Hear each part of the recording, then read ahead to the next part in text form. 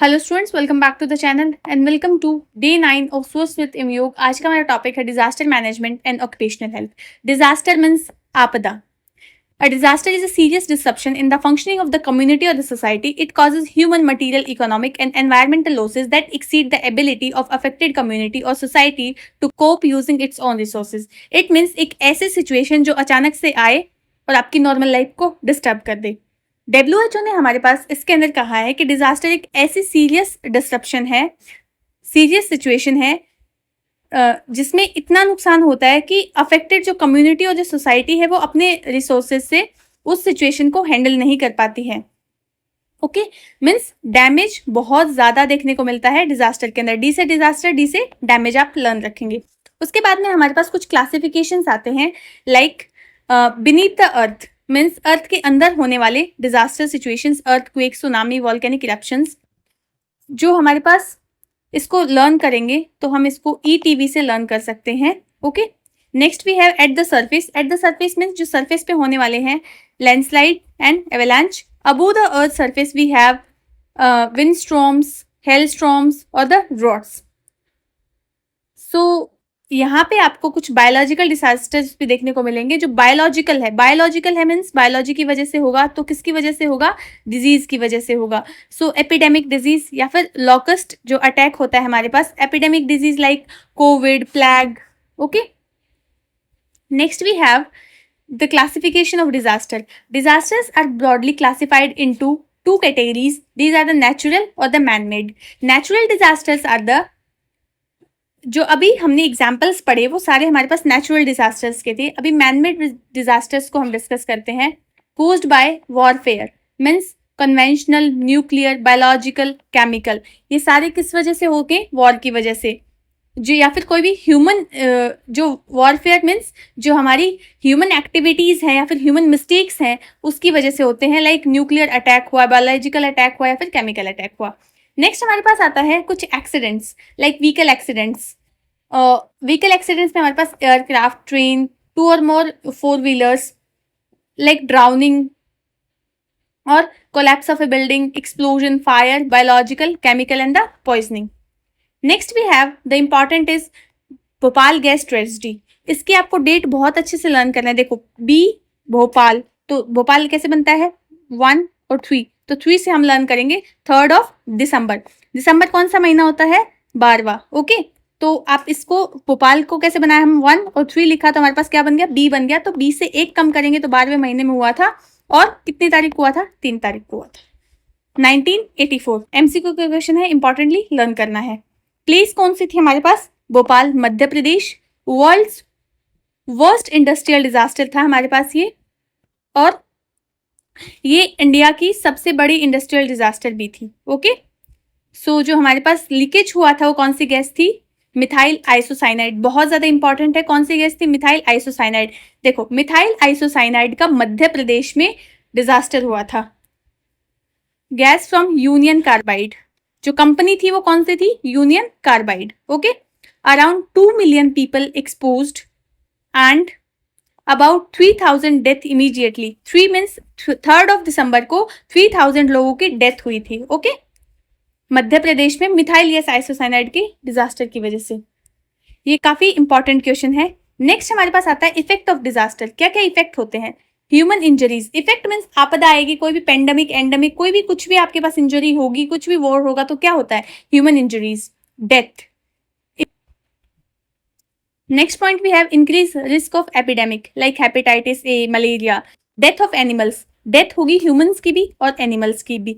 और साथ साथ में क्या होगा? देखो जो भी आपके पास लिविंग नॉन लिविंग है सबको आप एक बार अफेक्ट करके लर्न करने की कोशिश करो कि जो क्रॉप्स है, जो प्लांट्स है, वो जो आपकी प्रॉपर्टी है उसको भी अफेक्ट होगा, एनिमल्स को भी होगा, ह्यूमंस को भी होगा, जो भी आपके सराउंडिंग में है। जो रोड्स हैं, ब्रिज है, इलेक्ट्रिसिटी, कम्युनिकेशन, बिल्डिंग्स और जो अदर प्रॉपर्टीज है, इंपॉर्टेंट प्रॉपर्टीज है, उन सबको डैमेज होगा। Disruption of normal community life, जो आपकी डे टू डे लाइफ है उसके अंदर बहुत ज़्यादा चेंजेस आएंगे एंड डिस्टर्ब होगी वो, और shortage of food, clothing and the shelter. Okay, next we have disaster management act. So ये एक्ट कब आया था? 2005 में। So the disaster management is a continuous and integrated process. Continuous है और इंटीग्रेटेड प्रोसेस है, मीन्स डिजास्टर के अंदर हमारे पास सिर्फ रेस्क्यू करना ही मैनेजमेंट नहीं होता, इसमें हम क्या करते हैं डिजास्टर से पहले या फिर उसके दौरान या फिर उसके बाद में ये सारी चीजें मैनेजमेंट के अंदर हम क्या करते हैं इंक्लूड करते हैं। तो सबसे पहले हमारे पास क्या आता है प्रिवेंशन। प्रिवेंशन के अंदर आप ऐसे लर्न कर सकते हो लाइक प्रिपरेशन, जो आप सबसे पहले करोगे, बचाव की तैयारी करोगे। तो बचाव की तैयारी आप कैसे कर सकते हो, मॉक ड्रिल करके या फिर अवेयरनेस फैला के या फिर इमरजेंसी किट लॉन्च करके। सो प्रिवेंशन क्या होता है, प्रीवेंशन, प्री का मतलब बिफोर, पहले। तो पहले डिजास्टर से पहले आपको क्या करना है, सब कुछ अवेयर कर देना है। Mitigation means reduction of risk. इसका मतलब क्या होता है कि जो हमारा जो इम्पैक्ट हुआ है उसको कम करना। ओके, मिटिगेशन से मिटाना, ऐसे लर्न करो आप हिंदी में, मिटिगेशन से मिटाना मीन्स डिजास्टर के इम्पैक्ट को मिटाना। Okay, capacity building. Next we have preparedness means उन सब चीजों को प्रिपेयर करना, पहले से अवेयर करना और प्रिपेयर करना। Next we have prompt response. Next we have assessment of severity means कितना ज्यादा नुकसान हुआ है उसको असेस करना। Evacuation, rescue and relief. Rehabilitation means जो लोगों की नॉर्मल लाइफ है उसे वापस से लेके आना।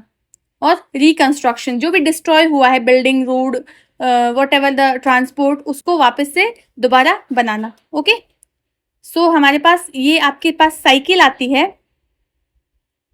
दैट इज द डिजास्टर का इम्पैक्ट होगा, फिर response, rehab.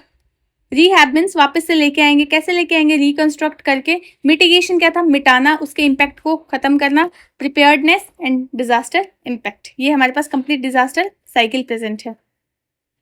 So next we have NDMA and NIDM, national disaster management authority, chaired by the prime minister of India. ये इंपॉर्टेंट है। National institute of disaster management, located in New Delhi under Ministry of Home Affairs, work for training, research capacity, building, documentation and policy, advocate. Okay, next we have disaster impact. जो disaster का impact है उसके अंदर हमारे पास आता है economic, human और एनवायरमेंटल लॉसेस। क्या क्या आया, इकोनॉमिक, ह्यूमन और एनवायरमेंटल लॉसेस, जिससे क्या होगा, डेथ होती है, इंजरी, डिजीज या फिर मेंटल और social problems. Period of impact depend upon type of disaster, like कितने टाइम तक उसका प्रभाव रहेगा वो किस पे डिपेंड करता है, कैसा डिजास्टर था। Need of the hour, emergency care in the first few hour. Step of management, सबसे पहले क्या करना है, सर्च, रेस्क्यू और first aid by organised uninjured people. जो कि अनइंजर्ड पीपल हैं वो क्या करेंगे, उसको फर्स्ट एड प्रोवाइड करेंगे। फील्ड केयर, जहाँ पे हम क्या प्रोवाइड करेंगे, shelters like tent, school, community halls. Food and medical care, doctor और the nurses is provided. First we have disaster impact means disaster से जो प्रभाव आया है। इसके अंदर हमारे पास सबसे पहले इमीडिएट मैनेजमेंट किया जाता है, जहाँ पे search, rescue and first aid should be provided immediately. Field care में हमें टेम्परेरी शेल्टर्स प्रोवाइड करने होते हैं। फूड और ड्रिंकिंग वाटर मीन्स उनकी जो बेसिक नीड्स होती है। Medical care and the police and the home guard. Inquiry centres are established for relatives means जो गुम हो जाते हैं डिजास्टर के टाइम पे, एक दूसरे की जो फैमिलीज होती हैं, सो उसके लिए इंक्वायरी सेंटर्स बनाना। Dead bodies are identified and shifted to the mortuary. Next we have triage, important है ये। सो ट्राइएज के अंदर क्या होता है, prioritise victims according to the severity of injury and survival chances. Means triage का मतलब होता है पेशेंट को उनकी इंजरी और उनके सीवियरिटी के अकॉर्डिंग प्रायोरिटी देना। मीन्स जो रेड है उसके लिए फर्स्ट प्रायोरिटी, जहाँ पे पेशेंट क्रिटिकल कंडीशन में रहेगा और विद इन 6 आवर में उसको ट्रीटमेंट मिल जाएगा। Yellow we have the second, first we have red, then we have yellow, green and the black. Yellow means serious but stable. Yellow क्या है, सीरियस है बट स्टेबल है, विद इन 24 आवर में उसे ट्रीटमेंट प्रोवाइड कर दिया जाएगा। Green we have the minor injuries या फिर एम्बुलेटरी पेशेंट होगा। Next we have black, that is the dead और the morbid patient. Next we have response phase. Being when outside help arrives. Like जो हमारे पास जो रेस्क्यू था, first aid था, वो सब कुछ इसके अंदर दिया जाता है रिस्पॉन्स फेज के अंदर। Prevent outbreak of epidemic means जो एपिडेमिक है उसको कंट्रोल करना। Arrange food, clothes, blanket, shelters, medication, sanitation and construction material, also called the relief phase. ये इंपॉर्टेंट है स्टूडेंट्स की जो रिस्पॉन्स फेज है उसका सेकेंड नाम क्या है हमारे पास, रिलीफ फेज भी कहते हैं। Next we have rehabilitation, restoration of normal life after disaster means disaster के बाद नॉर्मल लाइफ को रिस्टोर करना, that is the rehabilitation.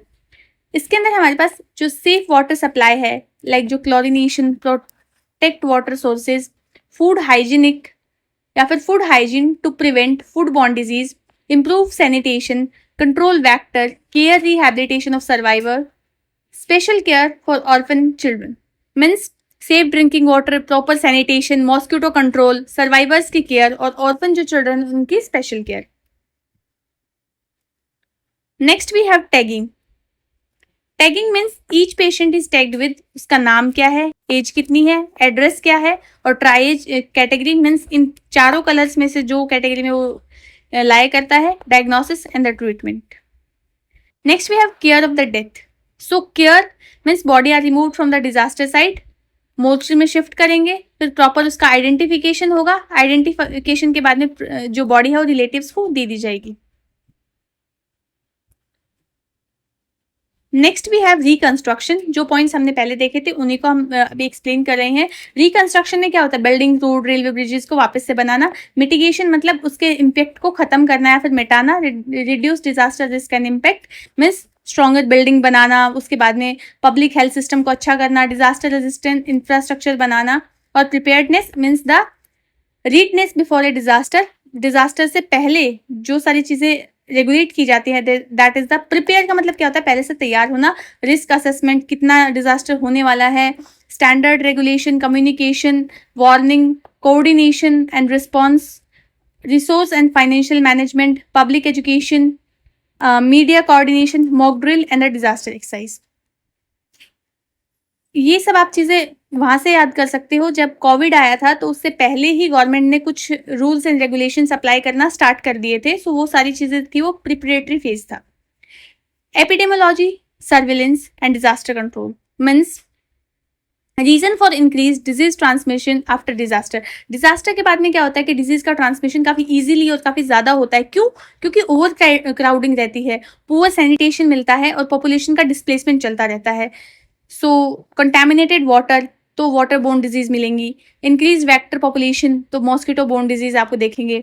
Animal displacement जिसमें जूनोटिक मीन्स जो एनिमल से होने वाली डिजीज है वो लाइक एंथ्रेक्स वगैरह।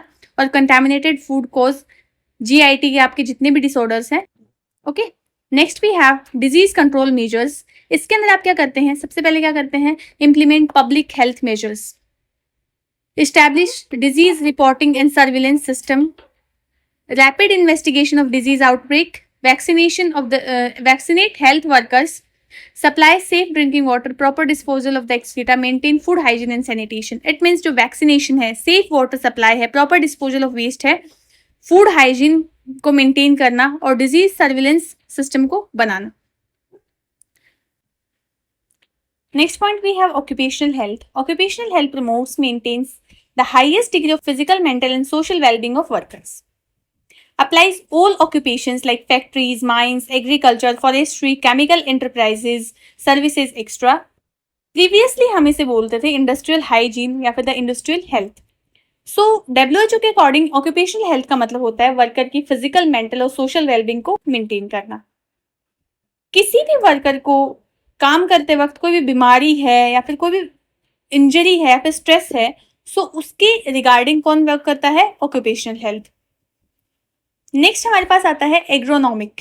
Agronomic means human factors, science of fitting the job to the worker.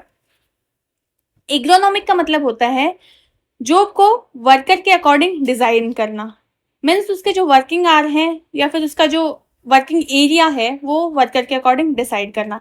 इससे क्या होगा, इम्प्रूव होगा क्या, ह्यूमन की वेलबींग, सेफ्टी, कंफर्ट और work efficiency. Optimise overall system performance, और जो वर्कर की जो परफॉर्मेंस है वो भी काफ़ी अच्छी होगी। लाइक हम उसे कंफर्टेबल चेयर दे रहे हैं, प्रॉपर लाइटनिंग दे रहे हैं, हैवी मशीन्स को ईजी कर रहे हैं, सो उससे वर्कर की एफिशिएंसी बढ़ेगी, स्ट्रेस कम होगा और एक्सीडेंट्स भी कम होंगे और हेल्थ भी अच्छी रहेगी। ओके, ऑक्यूपेशनल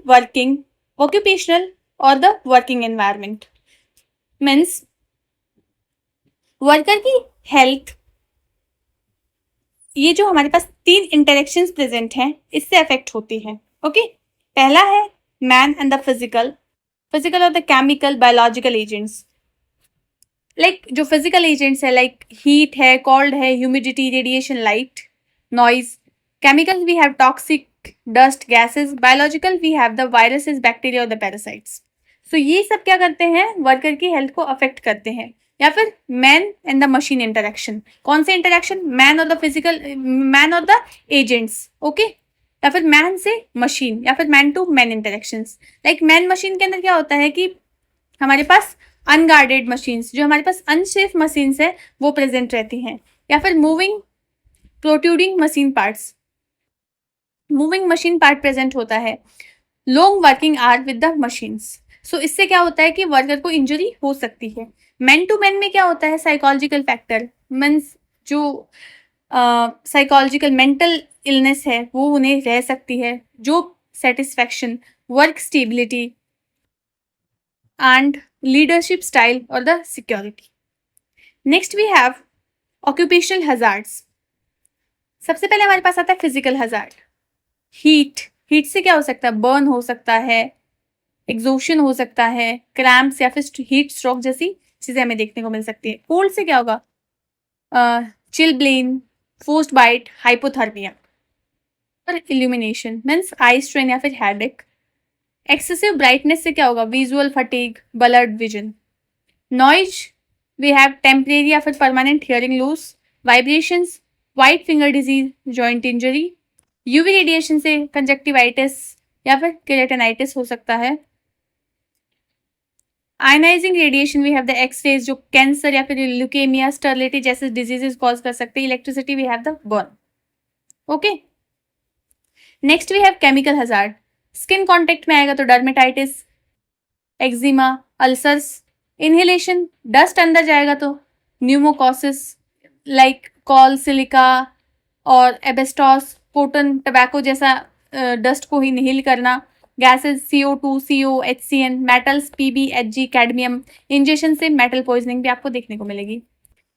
बायोलॉजिकल हजार्ड्स में आप कुछ पर्टिकुलर याद रखें, like anthrax, tetanus, encephalitis, fungal और the parasitic infections. Mechanical hazard में क्या होता है, मैकेनिकल हजार्ड के अंदर जो भी मशीन है उसका मूविंग पार्ट है उसकी वजह से जो इंजरी होती है, that is the mechanical hazard.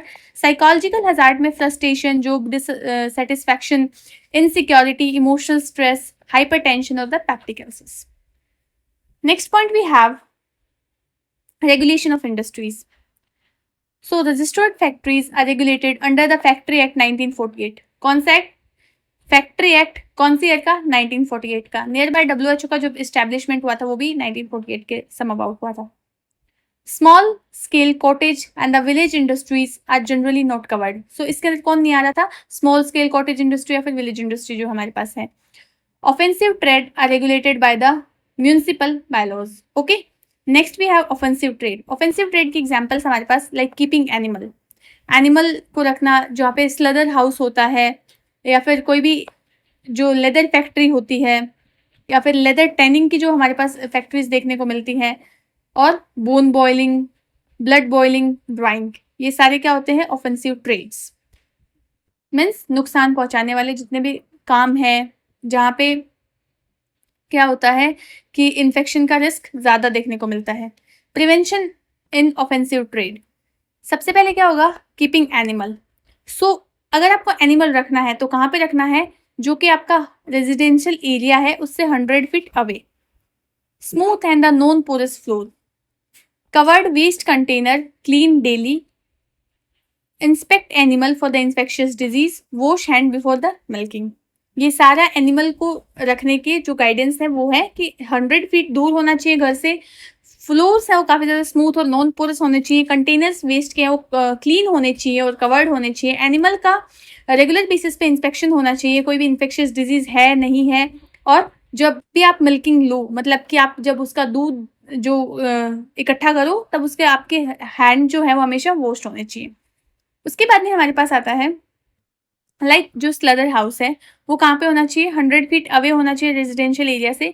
वहाँ पे प्रॉपर वेंटिलेशन होना चाहिए, वाटर सप्लाई काफ़ी अच्छी होनी चाहिए, स्मूथ वॉशेबल फ्लोर होना चाहिए ताकि कोई भी जो वेस्ट है उसे वॉश किया जा सके। Inspect animal before the slaughtering. Okay, next we have blood boiling और the drying. Store blood in clean and airtight container. Use chimney for the gas removal. Bone boiling, maintain cleanness and use chimney to remove the offensive gases. Gut scrubbing, maintain proper washing and the cleaning. Made marble tables and remove waste immediately. Next we have जो हमारे पास disease है, occupational disease है. First we have pneumococcis. So Numa हम किसके लिए use करते हैं, lungs के लिए यूज करते हैं। सो ये कैसी होगी, ग्रुप ऑफ लंग डिजीज होगी posed by the inhalation of the insoluble dust. जो हम इनसॉल्युबल डस्ट है उसको इनहेल करेंगे तो हमें न्यूमोकॉसिस डिजीज देखने को मिलेगी। सिलिकॉसिस, इसके कुछ एग्जाम्पल्स हमारे पास, सिलिकॉसिस एंड बेगियोसिस, फार्मर्स लंग, ये कुछ इंपॉर्टेंट है। सी यहाँ पे कुछ पर्टिकुलर हमारे पास डस्ट पार्टिकल के साइज दिए गए हैं। More than 10 micrometres, settles quickly, not inhale deeply. 5 to 10 micrometre, deposit in upper respiratory tract, means upper respiratory tract में डिपॉजिट होगा। 3 to 5 के अंदर हमारे पास मिडल एंड 0.5 to 3 एल्वेलाई से रीच करके हमारे पास न्यूमोकॉसिस डिजीज को क्रिएट करता है। इसके मेन फीचर्स क्या होते हैं, फाइब्रोसिस करता है लंग का, एंड सिम्टम्स क्या होंगे, कफ होगा, डिस्निया होगा, chest tightness, recurrent lung infections. Okay, next we have silicosis. सबसे पहले हम इन पार्टिकल साइज को लर्न करने की ट्राई करते हैं ट्रिक के साथ। सी सबसे छोटा साइज है, सबसे छोटा साइज है तो क्या कहाँ तक ट्रैवल करेगा, दूर तक ट्रैवल करेगा, मीन्स एल्वेलाई के एंड तक जाएगा। मीडियम का है तो मीडियम में रह जाएगा, मतलब मिडल में रह जाएगा। 5 to 10 है मीन्स लार्ज पार्टिकल साइज है तो अपर रेस्पिरेटरी ट्रैक्ट में रहेगा, और बहुत लार्ज है तो वो इनहेल नहीं होगा डीपली। ओके, सिलिकॉसिस, सिलिकॉसिस क्या होता है, यहाँ पे एजेंट क्या होगा हमारे पास, सिलिका होगा। ओके, या फिर ऐसा है O2। इंडस्ट्रीज, कौन कौन सी इसकी इंडस्ट्रीज सोर्सेज है, mining, pottery, ceramic industry, sand blasting, metal grinding, construction work, rock mining, iron and the steel industry. Okay, incubation period कब क्या रहता है इसका, फ्यू मंथ से लेके 6 ईयर तक का। ओके, सिम्टम्स आपको क्या क्या देखने को मिल सकते हैं, लाइक ड्राई कफ होगा और डिस्निया होगा, चेस्ट पेन, या फिर टीबी के रिस्क इसके अंदर ज़्यादा इंक्रीज हो जाते हैं। सो पैथोलॉजी है इसकी, डेंस नोडुलर फाइब्रोसिस होता है लंग के अंदर। क्लिनिकल फीचर्स आपको irritant cough, dyspnoea on the excretion और chest pain, decrease TLC count, increase risk of pulmonary tuberculosis. Diagnosis कैसे करेंगे, ऑक्यूपेशनल हिस्ट्री देखेंगे कि कहाँ पे उन्होंने काम किया है, क्लिनिकल फीचर्स क्या क्या हैं, चेस्ट एक्सरे का यूज़ करेंगे, और snowstorm appearance. Treatment, no specific treatment, कोई भी स्पेसिफिक ट्रीटमेंट इसके लिए नहीं आता है। सिम्टोमेटिक मैनेजमेंट हम कर सकते हैं सिम्टम्स के अकॉर्डिंग। प्रिवेंशन क्या होगा, जहाँ पे भी डस्ट है सो उसको कंट्रोल करना, कंट्रोल मेजर, या फिर वहाँ पे उस एरिया में वर्क ना करना, regular health examination. Next we have important pneumoconiosis disease. Silicosis agent कौन है, सिलिका, सिलिको से बना है सिलिका, सो आप ऐसे लर्न करेंगे। जो हमने इसके सोर्सेज देखे, pottery, mining, sand blasting. Asbestosis, asbestos जो है वो सीमेंट या फिर fire proof textile, roofing, talcum powder से हमें मिलता है। Anthracosis, anthrax word use for the coal, that is the coal dust, जो कोल माइनिंग के अंदर, ये काफी कंफ्यूजिंग से वर्ड है। Byssinosis means, byssinosis is the cotton industry. Okay, cotton dust से हमें मिलेगा और टेक्सटाइल इंडस्ट्री के अंदर इसका सोर्स रहता है। बेगेसोसिस, बेगासोसिस के अंदर क्या होता है, शुगर केन। ओके, बैग में क्या बोलते हैं, sugar cane. Bagassosis means bag में क्या भरा, शुगर केन भरा और शुगर फैक्ट्री से हम लेके आए शुगर केन को, पेपर या फिर cardboard factory. Siderosis means iron, okay. SID sid, sidi, sid D से आप लर्न करेंगे, सिडी आयरन, आयरन माइंस और the steel workers. Tabacosis, tobacco से आप समझ सकते हैं cigarette of the bidi industry. Farmers lung important है, मोल्डी है या फिर ग्रेन जो डस्ट होती है, agriculture big industry. Health problems क्या क्या होती है हमारे पास due to industrialisation. So we have the environmental pollution काफी देखने को मिलता है, जो भी एयर वाटर हाउसिंग या फिर सीवेज डिस्पोजल है, कम्युनिकेबल डिजीज जो भी इन्फेक्शियस डिजीज है, food sanitation problem, mental health problem, accidents, social problem और द इंक्रीज मॉर्बिडिटी मीन्स जो रोग है, रोग होने की क्षमता, and mortality, death rate. Next we have prevention and control of occupational disease. Prevention and control काफी ज्यादा इंपॉर्टेंट है students. So prevention and control के अंदर हमारे पास क्या आता है, all the preventive measures can be grouped under the 3 head, that is the medical, engineering and the legislative. Medical measures क्या क्या होते हैं, pre placement medical examination means पहले ही वर्कर्स का मेडिकल एग्जामिनेशन करना, जब भी उसका आपने उसको रिक्रूट किया है उससे पहले वर्कर का क्या होना चाहिए, मेडिकल एग्जामिनेशन होना चाहिए। उसके बाद में आपने रिक्रूट कर लिया, लेकिन once a year periodic examination worker का होना चाहिए, और उसके पास क्या होना चाहिए, medical health care service by the ESI scheme. Notification of suspected occupational disease, पहले ही आपको नोटिफिकेशन डाल देना है कि ये ऑक्यूपेशनल डिजीज यहाँ पे होने के चांसेस हैं। Periodic supervision of working environment, like जो टेम्परेचर है वहाँ का कैसा है, लाइटनिंग कैसी है, वेंटिलेशन कैसी है, humidity, noise, air pollution and the sanitation. ये हमारा कंप्लीट मेडिकल से रिलेटेड है। मेडिकल में हम जो चीज़ें कर सकते हैं, proper maintenance and the analysis of the health, medical में सारी चीज़ें हेल्थ से रिलेटेड आएंगी। सो एक आध पॉइंट भी याद रहता है तो आप बना के लिख सकते हैं, health education and the counselling workers. अब इंजीनियरिंग में क्या आता है, इंजीनियरिंग मतलब आप सिविल इंजीनियर का सोचो कि वो प्रॉपर बिल्डिंग का डिजाइन अच्छा बनाएगा, प्रॉपर डिजाइनिंग करेगा, वेंटिलेशन काफी अच्छा रखेगा, मीन्स 500 फीट क्यूब पर पर्सन, इतने एरिया के अंदर वो आपके पास कंप्लीट वेंटिलेटेड एरिया पर पर्सन के लिए MCQ point of view important है। जनरल क्लीननेस, वॉशिंग और मेंटेनेंस रहेगा, एंड जो मशीन्स हैं वो रहेंगी, हैंड ऑपरेशन कम रहेगा। Substitution of the harmful substances, जो भी हार्मफुल सब्सटेंसेज उन्हें रिमूव करना, डस्ट कंट्रोल करना, isolation of the harmful material को आइसोलेट करना, local exhaust ventilation for the dust and fume, अच्छी प्रकार से वेंटिलेटर्स का यूज करना, प्रोटेक्टिव डिवाइसेस लाइक जो मास्क है, रेस्पिरेटर्स है, उनको यूज करना, मॉनिटरिंग करना है उस एनवायरनमेंट की डॉक्टर के और इंजीनियर के थ्रू, और जो स्टैटिस्टिकल मॉनिटरिंग है डाटा की, हेल्थ के डाटा की, उसे भी मॉनिटर करना, और research regarding the prevention of the hazard. Next we have legislative. So इसके अंदर लेजिस्लेटिव आपके जो भी लॉज हैं, रेगुलेशंस हैं, वो सब चीजें कवर की जाती हैं। सो स्टूडेंट्स, यहाँ पे हमारे पास फैक्ट्री एक्ट आया था, कब, 1948 में। The employees state insurance act 1948, factory act भी 1948, इंश्योरेंस एक्ट भी 1948, other law, mine act, plantation act and the minimum wage act. Okay, means minimum उसे कितनी पगार मिलनी चाहिए।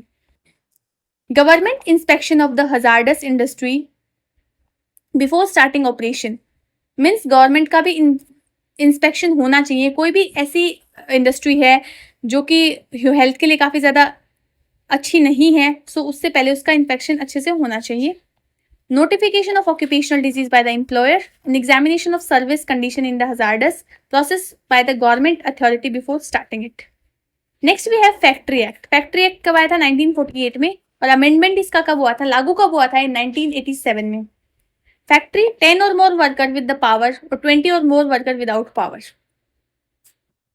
मीन्स पावर के साथ में 10 वर्कर और पावर के बिना 20 वर्कर्स फैक्ट्री के अंदर। Okay, health safety welfare measures are mandatory like cleanness, lightning, ventilation, water supply, temperature control, canteen, और इफ मोर देन 250 वर्कर्स, ये सारी चीजें प्रॉपरली देखी जानी चाहिए।